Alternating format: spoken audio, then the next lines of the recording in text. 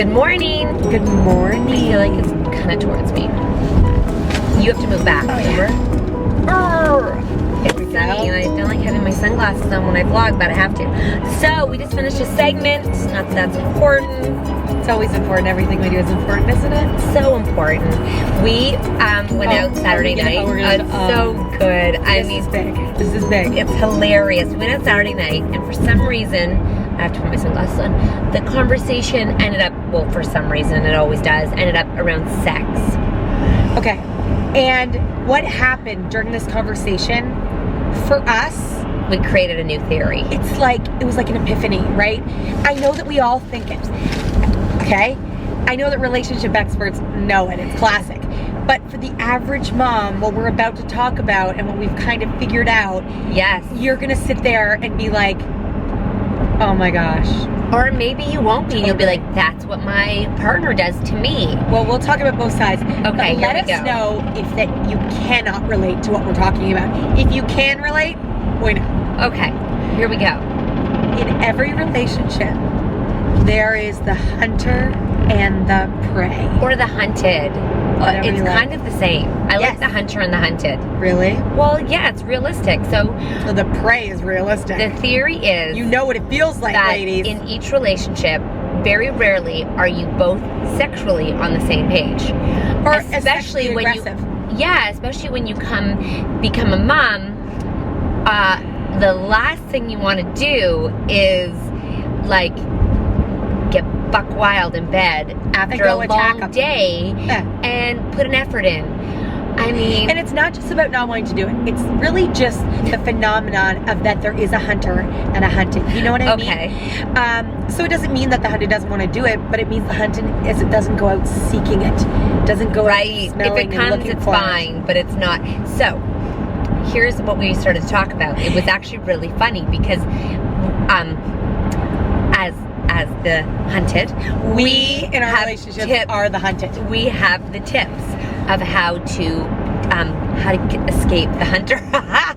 It is basically that. Literally, so we were talking about all the tips that we do, and every woman, except for a few, were like, oh my gosh, I do the same thing.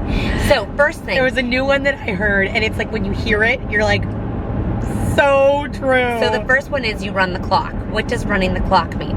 Running the clock means when you either there you go upstairs to like have a shower or like get ready for bed, and you decide, oh, I don't want to do it tonight. So you start to do something. You start another project or another task. Cleaning the kitchen. Yeah, or getting the kids' lunch ready, and you just kind of like run the clock. Or so by the time you get up, it's too late to do it now. And they're asleep, or hopefully they're asleep. Okay, that's running the clock. Here's another one.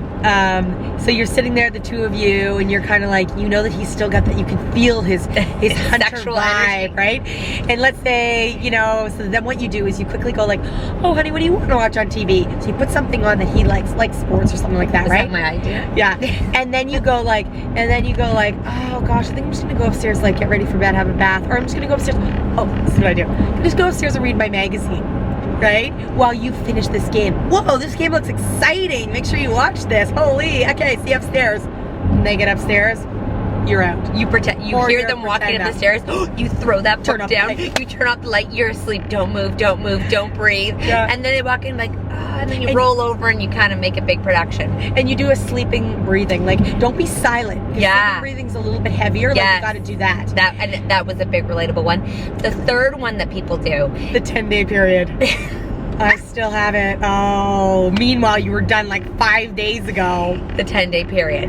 Another one is you get a TV in your room, so then you put on like a series and you do like a 45-minute one. Like it's like 9:15, 9:30. Like let's watch one more, and then they fall asleep during it, and it's win for you. And then you quietly turn off the TV, roll over, good night. Like, oh, you were asleep. I'm so tired. And then that's it.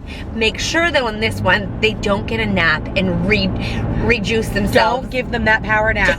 Because then nothing will stop them. Even if you're dead asleep, they'll start coming in for it. Yeah, and I'm sure there's a few more we're missing. So what's crazy is that a lot of women, and I'm sure there's more, and actually I would like to know more because I'm always looking for some new material.